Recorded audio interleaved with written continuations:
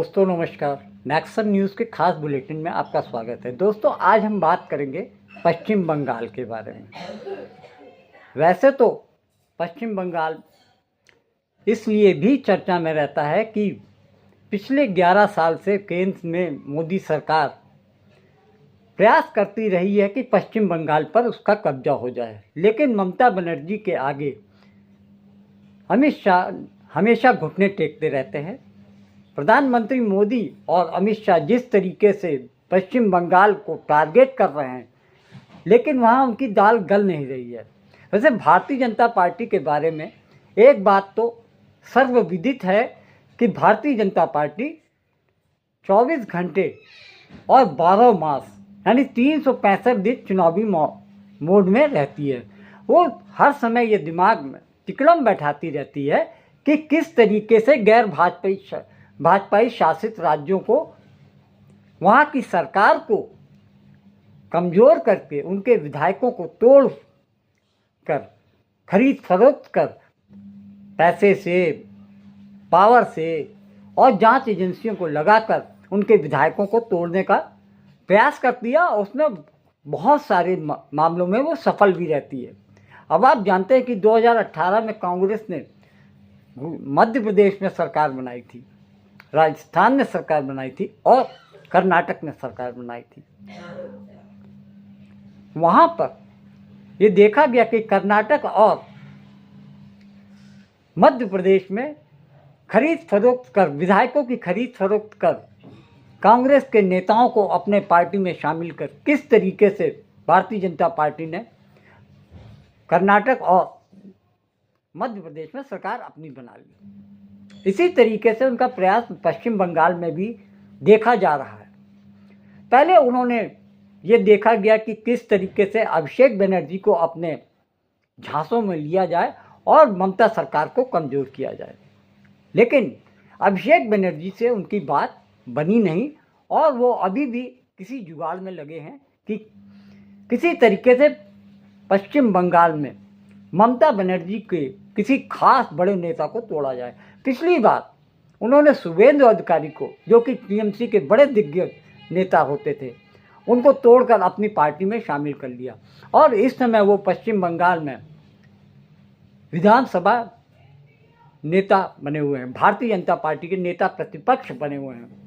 बहुत सारे विधायक उनके साथ में टूटकर भारतीय जनता पार्टी में आया, टीएमसी कमज़ोर दिखी। लेकिन 2020 में भारतीय जनता पार्टी ने मोदी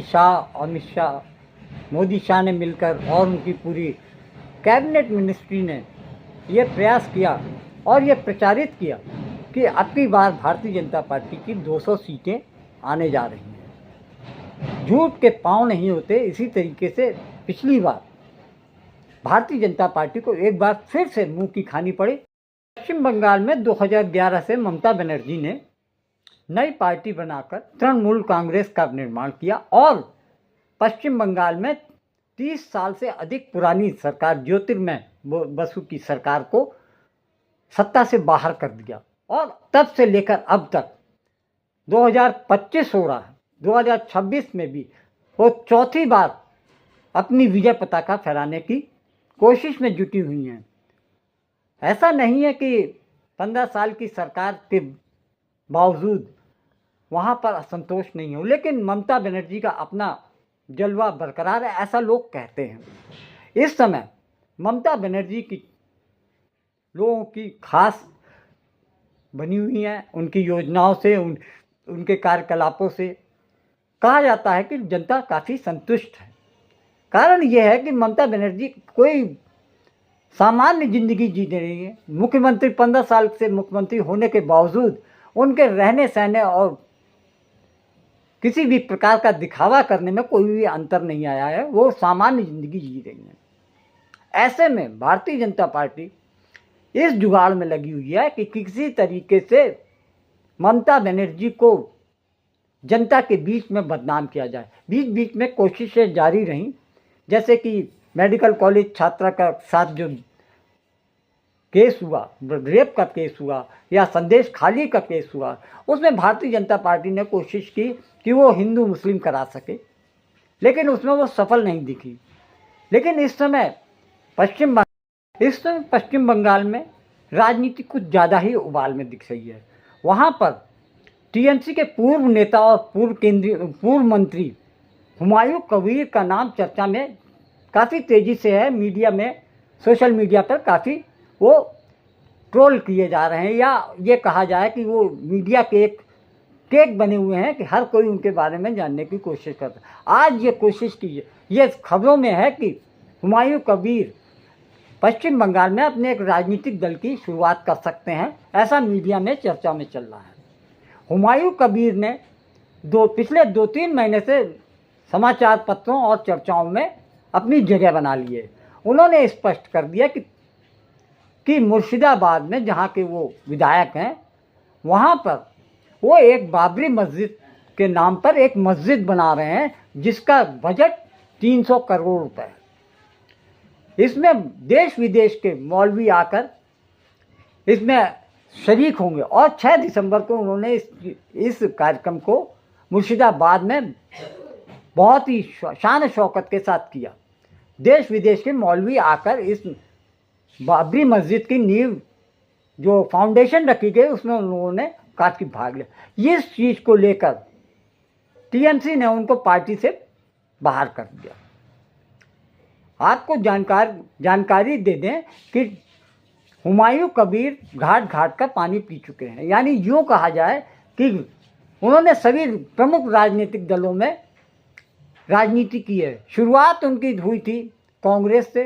कांग्रेस में कुछ साल रहने के बाद उसमें विधायक बने और कुछ साल रहने के बाद वो टीएमसी में चले गए। टीएमसी में जाने के बाद कुछ दिन तक वहाँ के विधायक बने और सरकार में शामिल रहे। 2018 में वो एक बार फिर टीएमसी छोड़ के भारतीय जनता पार्टी में गए।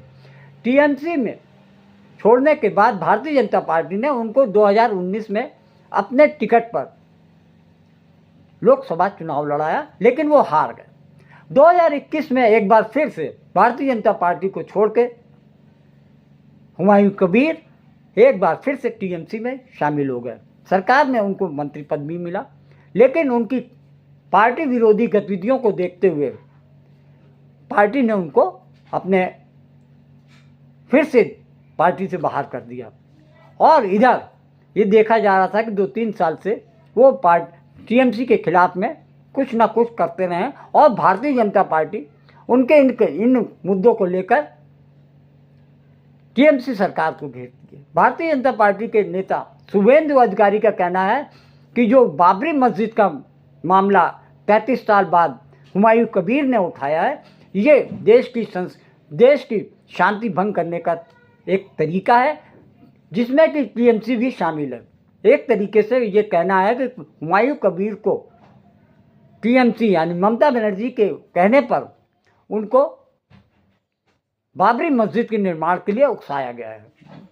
बल्कि दूसरी तरफ टीएमसी के जो पूर्व विधायक हैं, पूर्व मंत्री हैं, हुमायूं कबीर का कहना है कि कांग्रेस और भारतीय जनता पार्टी और टीएमसी तीनों ही भय दिखाकर मुसलमानों का वोट लेते हैं। हुमायूं कबीर का कहना है कि जब 1600 करोड़ रुपए देकर ममता बनर्जी जगन्नाथ का मंदिर बना सकती है, तो हम अपनी बाबरी मस्जिद के नाम पर मस्जिद क्यों नहीं बना सकते। उनका कहना है कि मुर्शिदाबाद में 4 करोड़, मतलब पश्चिम बंगाल में 4 करोड़ मुस्लिम हैं और पूरे देश में 40 करोड़ लगभग मुस्लिम आबादी है, तो क्या हम अपने आस्था और उसको कैसे दबा सकते हैं। उनका कहना है कि 4 करोड़ मुस्लिम हमारे बंगाल की राजनीति में बहुत अहम भूमिका निभाते हैं। हुमायूं कबीर 2018 से 2021 तक बीजेपी में रहे थे। हुमायूं कबीर 2018 से 2021 तक बीजेपी के लिए काम कर चुके हैं और साल 2019 के लोकसभा चुनाव में भाजपा के टिकट पर चुनाव भी लड़ चुके हैं, हालांकि वो चुनाव हार गए थे। बीजेपी क्या सवाल उठा रही है? ये सब नूरा कुश्ती चल रही है। ये सब नागपुर के एजेंट दिखेंगे आपको, अगर आप अच्छी खोजी पत्रकारिता करें, जो कि असंभव है आजकल, लेकिन करके दिखाएं, कोशिश कीजिए, तो आपको मालूम पड़ जाएगा कि ये सब के तार कहाँ जुड़े हुए हैं। ये नूरा कुश्ती है, उससे ज्यादा कुछ नहीं है। देश विवाद और कोई विवाद नहीं चाहता, देश विवादों से बचना चाहता है, देश प्रगति के रास्ते पर चलना चाहता है, लेकिन देश की सरकार और सत्तारूढ़ दल उसको प्रगति के रास्ते से अलग कर रही है। फिलहाल हुमायूं कबीर से सभी राजनीतिक दलों ने दूरी बना रखी है। कारण यह है कि हुमायूं कबीर जिस तरीके की राजनीति करने जा रहे हैं उससे कांग्रेस को भी कोई खास फायदा नहीं दिख रहा, और ना टीएमसी तो बिल्कुल उनसे दूरी, टीएमसी के खिलाफ में तो वो खुद ही बयानबाजी कर रहे हैं। उन्होंने कहा कि अब की बार वो नई पार्टी बनाकर ममता बनर्जी का खेल बिगाड़ने जा रहे हैं। उनका कहना है कि लगभग 150 सीटों पर वो अपने प्रत्याशी उतारेंगे और साथ में उन सभी जगहों पर टीएमसी को चोट पहुंचाएंगे जहां पर आज तक टीएमसी का गढ़ माने जाते हैं। ममता बनर्जी वास्तव में इस समय हुमायूं कबीर की जो बगावत से काफ़ी चिंतित नजर आ रही हैं। वहीं दूसरी तरफ भारतीय जनता पार्टी ऊपरी तौर पर जिस तरीके से हुमायूं कबीर पे हमला कर रही है, वहीं दूसरी तरफ ये भी जाना जाता है कि भारतीय जनता पार्टी सत्ता के लिए किसी से भी हाथ मिला सकती है। ये बात कई जगह पर देखने को मिल चुकी है, जैसे कि पीडीपी के साथ में जम्मू कश्मीर में भारतीय जनता पार्टी के सहयोग से महबूबा मुफ्ती की सरकार बनवाई थी। ऐसे में वो आने वाले समय में चुनाव के दौरान या चुनाव के बाद भारतीय जनता पार्टी और हुमायूं कबीर का तालमेल बैठ सकता है। इस बात में कोई भी शंका नहीं जता सकती, ये इस बात से इनकार नहीं किया जा सकता है। वहीं दूसरी तरफ सीपीएम और कांग्रेस जो कि बड़ी पार्टियां हैं, उनने भी हुमायूं कबीर से नाता नहीं रखा है, बल्कि ये कहा जा रहा है कि वो किसी भी तरीके से आने वाले समय में चुनाव में हुमायूं कबीर को अपने साथ रखने का मन नहीं बना रही हैं। दोस्तों, जिस तरीके से पश्चिम बंगाल में राजनीतिक उठापटक देखी जा रही है, उससे साफ पता चल रहा है कि भारतीय जनता पार्टी एक बार फिर से मौके का फ़ायदा जरूर उठाएगी और मौके पर चौका लगाने के लिए वो हुमायूं कबीर को सपोर्ट दे सकती है। आपको फिर से बाबरी मस्जिद बनाकर उस झगड़े को रीस्टार्ट करने का ये पॉलिटिकल षड्यंत्र है, मतों के लिए हो रहा है। न ये मुसलमानों की भलाई में है, न ये हिंदुओं की भलाई में। झगड़ा खत्म हो रहा है, अच्छी सद्भावना बनेगी तो ये फिर से वो खाई चौड़ी करने का प्रयास हो जाता है। ऐसा नहीं होना चाहिए, ऐसा मुझे लगता है। ममता के लिए टेंशन बन गए। आज हुमायूं कबीर अपनी नई पार्टी का ऐलान करने जा रहे हैं। 4 दिसंबर तक विधायक हुमायूं कबीर टीएमसी में थे, लेकिन बाबरी मस्जिद की नींव रखने के ऐलान करने के बाद पार्टी ने उन्हें बाहर का रास्ता दिखाया। अब वही हुमायूं कबीर आज अपनी नई पार्टी का ऐलान कर रहे हैं। जानकारी के मुताबिक हुमायूं कबीर की नई पार्टी का नाम जनता उन्नयन पार्टी होगा। इसकी घोषणा वो आज करने जा रहे हैं। इसके लिए बेलडांगा में बड़ी तैयारी की जा रही है। लाखों की संख्या में समर्थकों की जुटने का दावा किया जा रहा है।